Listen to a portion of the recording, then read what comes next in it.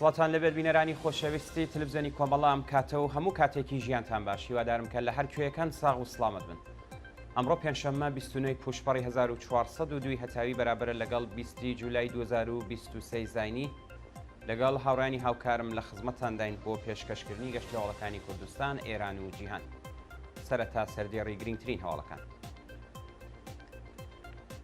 هێرشی هێزەکانی ڕەژیم بۆ سەر گوندنشینانی هەنگەژاڵ لە بانە، سەپاندنی سزای زیندان بەسەر دوو چالاکی کرێکاری و سنفی لە سنە و سەقس، بانکێشت و بەندکرانی 6 هاوڵاتی لە شاری بانە، هەوڵی ڕژیم بۆ تێکدانی گۆڕستانی گیانبەختکردووان لە بۆکان، گواستنەوەی پشتیوان ئەفسەر بۆ زیندانی مەریوان، لەسەر کاردەرکردنی پەرسنەلی شرکەتی زانکۆی زانیاری پزیشکی فەنووج، خراپی دۆخی تەندروستی دوو بەندکراو لە زیندانەکانی مەشهەد و ئەڤین، و هێرشی لایەنگرانی موقتەدا سەدر بۆ سەر سەفارەتی سوێد لە بەغدا.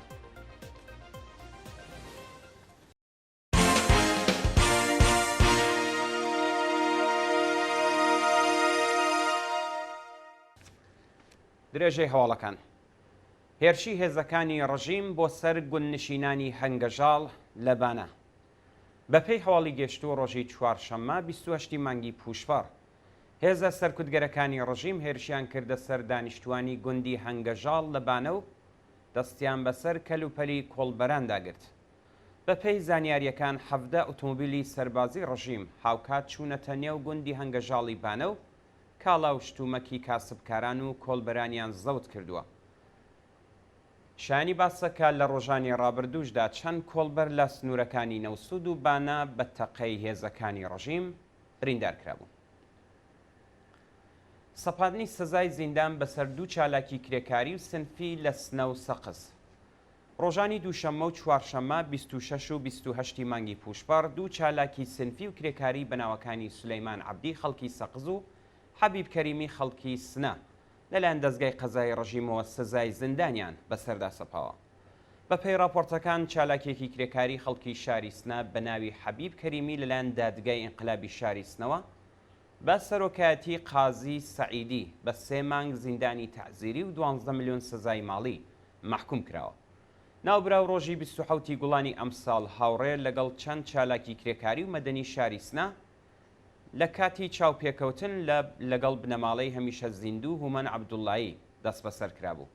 لەلایەکی دیکەوە سولەیمان عەبدی معەللیمی خۆشناوی خەڵکی شاری سەقس لەلایەن لە قی 105 دادگای ئینقلابی ئەو شارە بە تۆمەتی تێکدانی یاسایشی گشتی لە ڕێگەی بەشداری لە کۆبوونەوەی نایاسایی لە گۆڕستانی ئایچی با 8 مانگ زیندانی تەعزیری و 70 زەربە شەلاق محکوم کراوە. شایانی باسە کە 8 مانگ زیندانی و چالاکە سنفیە بۆ وتنەوەی وانە لە کومیتەی ئیمداد گۆڕاوە و سزای شەلاق بۆ ماوەی 2 ساڵ تعلیق کراوە. بانکێشت و بەندکرانی 6 هاوڵاتی لە شاری بانە. لە ماوەی ئەم هەفتەیەدا 6 هاوڵاتی خەڵکی گوندی سیویچی سەر بە شاری بانە بەناوەکانی فەڕوو حسەین پەنا، لوقمان خادەمی، سەعدون عەبدوڵڵاهی، مستەفا ئیسماعیلی، حەسەن خدریپور و عەلی کەریمی لەلایەن ئیدارەی ئیتلاعاتیە و شارەوە بانکێشت و دەست بەسەر کراون. بەپێی زانیاریەکان حەسەن خدریپور و عەلی کەریمی ڕۆژی یەکشەممە 25 پوشپەڕ لەلایەن ئیدارەی ئیتلاعاتی بانەوە بانکێشت و دەست بەسەر کراون و عەلی کەریمی دوای لێپرسینەوە ئازاد کراوە، بەڵام هەمان ڕۆژ لە مەیدانی هونەری ئەو شارە بۆ جارێکی دیکە دەست بەسەر و ڕاگوێزی گرت و خانەی ئیسلاحات کرا. جێگەی ئاماژەیە کە 4 کەسی دیکە هەر ئەو ڕۆژە دوای لێپرسینەوە ئازاد کراون و هێشتا هۆکاری بانکێشت و بەندکرانیان ڕوون نەکراوەتەوە. هەوڵ ڕژیم بۆ تێکدانی گۆڕستانی گیانبەختکردووان لە شاری بۆکان. بەپێی راپۆرتی سەرچاوە خۆجێیەکان، فەرمانداری و ناوەندامنیەتیەکانی بۆکان دەستیان کردو بە هەندێک گۆڕانکاری لە گۆڕستانی گیانبەختکردوانی شۆڕشی ژینا لە شاری بۆکان و ئەو کردەوە ناڕزایەتی بەرینی خەڵکی لێکەوتێتەوە. بە وتەی هاوڵاتیان شارەداری و فەرمانداری بۆکان بە لێدانی دەیان قەبری تازە لە دەوری مەزاری گیانبەختکردوان دەیانەوێت ئاستەنگی بۆ دەستڕاگەیشتنی بنەماڵەکانیان ساس بکەن. جێگەی ئاماژەیە کە ڕژیمی سەرکوتگەری ئیسلامی پێشتر لە گۆڕستانی ئایچی سەقز هەوڵی تێکدانی سیمای مەزاری ژینا ئەمینیدا بوو، بەڵام لە هەوڵەکەی سەرکەوتوو نەبوو. ئەمجارەش لە شاری بۆکان بنەماڵەی دادخوازان و خەڵکی شۆڕشتی ڕێوشارە ڕێگە نادەن کۆماری ئیسلامی لە دەستڕاگەشتن بە مەزاری ڕۆڵەکانیان دووریان بخاتەوە. واستنەوەی پشتیوان ئەفسەر بۆ زیندانی مەریوان. ڕۆژی چوارشەممە 28 پوشپەڕ دەست بە سەرکراوێکی خەڵکی گوندی نەی مەریوان بە ناوی پشتیوان ئەفسەر لە گرتوخانەی تلاتیە و شارە بۆ زیندان ڕاگەزرا. بە پێی راپۆرتەکان پشتیوان ئەفسەر مانگی ڕەشەمەی 1401 دەست بەسەر و لە ماوەی 4 مانگی ڕابردوودا لەژێر لێپرسینەوەی هێزەکانی تلاتی مەریواندا بووە. خوشکی ئەو هاوڵاتیە بە ناوی ئەسرین ئەفسەر مانگی جۆزەردانی ئەمساڵ دەست بەسەر و 24 پوشپەڕ بەدانانی وەستیقەی 500 ملیۆن تمەنی ئازاد کرا. ئێستا پشتیوان بۆ زیندانی مەریوان گوازراوەتەوە و بەرپرسانی قەزایی داوای بارمتەی 3 ملیارد تمەنی بۆ ئازادکردنی دەکەن. تەقینەوەی ئەنباری تەقەمەنی سپای پاسداران لە مەلەکشاهی ئیلام. بە پێی زانیاریەکان ڕۆژی چوارشەممە 28 پوشپەڕ ئەنبارێکی گەورەی تەقەمەنی سپای پاسداران لە مەلەکشاهی ئیلام تەقیوەتەوە وادە بۆ 15 ئەندامیە و گروپە بریندار بوون.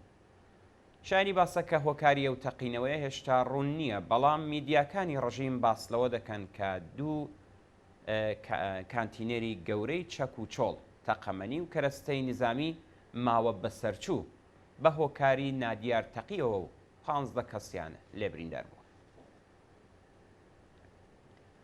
کۆبوونەوەی دانیشتوانی شاری بەخشایش دژ بە کەماوی. ڕۆژی چوارشەممە 28 پوشپەڕ دانیشتوانی شارستانی بەخشایش لە ئوستانی ئازەربایجانی شەرقی دژ بە کەمی ئاو لە بەردەم ئیدارەی ئاو ئاوەڕۆی ئەو شارە کۆبوونەوە. بە پێی راپۆرتەکان دانیشتوانی شارستانی بەخشایشی سەر بە ئوستانی ئازەربایجانی شەرقی ماوەی حەو ڕۆژاویان نییە و بەرپرسانی ڕژیم لە دابینکردنی ئاو بۆ خەڵکی ئەو شارە خۆ دەبوێرن. ڕۆژی ڕابردوو دانیشتوانی ئەو شارە لە بەردەم ئیدارەی ئاو ئاوڕۆ کۆبوونەوە و خوازیاری سەرنجدان بە کێشە و گرفتەکانیان بوو.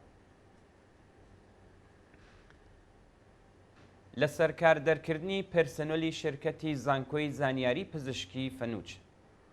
ڕۆژی چوارشەممە 28 پوشپەڕ بەرپرسانی زانکۆی زانیاری پزیشکی فەنووج لە ڕێگەی پەیوەندی تەلەفۆنیەوە ژمارەیەک لە پێرسەنەلی ئەو ناوەندەیان لە سەرکار دەرکرد. ڕۆژی ڕابردوو کادری دەرمانی نەخۆشخانەکانی ئێرانشار و فنووش دژ بە پەرداخ نەکردنی حەقدەست و مەزایە دواخراوەکانیان دەستیان لە کار کێشایەوە، بەڵام بەرپرسانی زانکۆی زانیاری پزیشکی ژمارەیەک لە ناڕازیانی مانگرتویان لە ڕێگەی پەیوەندی تەلەفۆنیەوە لە سەرکار دەرکردووە. خراپی دۆخی تەندروستی دوو بەندکراو لە زیندانەکانی مەشهەد و ئێڤین. بە پێی راپۆرتەکان دۆخی تەندروستی دوو بەندکراوی سیاسی بە ناوەکانی هاشم خواستار و شەکیلا منفەرد بەهۆی بێبەشکردنیان لە دەرمان ناجێگیرە و پێویستیان بە چاودێری پزیشکی لە دەرەوەی زیندان هەیە. هاشم خواستار معلمی خانەنشینکراوی تەمەن 71 ساڵ و لە واژۆکارانی بەیانیەی دەست لە کارکێشانەوەی خامنەیی لە زیندانی وەکیلابادی مەشهەد تووشی چەند نەخۆشی بووە و بەرپرسانی زیندان ناوبراویان لە دەستڕاگەیشتن بە دەرمانی پێویست بێبەش کردووە. جێگای ئاماژەیەکە هاوژینی و چالاکە سیاسیە بە ناوی سدیقا مالکی فەرد بەهۆی گوشار و ئازارەکانی دارەی اطلاعات جەڵتەی دڵ لەیداوە و ئێستا لە نەخۆشخانە لەژێر چاودێری چڕی پزیشکیدایە. لەلایەکی دیکەوە ئەشکان منفەرد برای بەندکراوی سیاسی شەکیلا منفەرد ڕایگەیاندووە کە وێ ڕایدابینکردنی وەسیقەی 5 ملیارد تمەنی بەرپرسانی زیندانی ئەڤین لە ئازادی خوشکەکەی ڕێگری دەکەن لە حاڵێکدا شەکیلا پێویستی بە دەرمان لە دەرەوەی زیندان هەیە. هێرشی لایەنگرانی موقتەدا سەدر بۆ سەر سەفارەتی سوێد لە بەغدا. ڕۆژی چوارشەممە 28 پوشپەڕ لایەنگرانی موقتەدا سەدر لە ناڕەزایەتی بە ئاگردانی قورئان لە سوێد هێرشیان کردە سەر باڵیۆزخانەی وڵاتە لە شاری بەغدا. هێرشی لایەنگرانی موقتەدا سەدر لە حاڵێکدایە کە دەوڵەتی سوێد بۆ جارێکی دیکە مۆڵەتی سووتانی قورئانی بۆ سەلوان مومیکا دەرکردووە و ناوبراو بڕیارە لە کۆبوونەوەی ڕۆژی پێنجشەممە ئاڵای عێراق و قورئان لە بەردەم سەفارەتخانەی کۆماری عێراقدا بسووتێنێت. جێگەی ئاماژەیە کە بەیانی پێنجشەممە 29 پوشبەر وتەبێژی دەوڵەتی عێراق و وەزارەتی دەرەوەی سوئێد کردەوەی لایەنگرانی موقتەدا سەدریان بە توندی شەرمەزار کرد. دوا هەواڵ گیان لە دەستانی 34 کەس لە ڕووداوێکی هاتوچۆ لە ئەلجەزایر. بەیانی ڕۆژی چوارشەممە 28 پوشپەر بەهۆی پێکدادانی نێوان ئۆتۆبوسێک و ئۆتۆمۆبیلێکی تجاری لە وڵاتی ئەلجەزایر 34 کەس لە نێواگردا سوتاون و 12 کەسی دیکەش بریندار بوون. بەپێی راپۆرتەکان ئۆتۆبوسێکی مسافربەری لە باکووری ئەلجەزایرەوە بەرەو باشووریە وڵاتە بەڕێکەوتووە، بەڵام لە نزیک شاری تەمراست لەگەڵ ئۆتۆمۆبیلی تجاریدا پێکیان داداوە و بۆ هۆیە ئۆتۆبوسەکە ئەگری گرتووە و 34 کەس لە نێو ئاگردا سوتاون.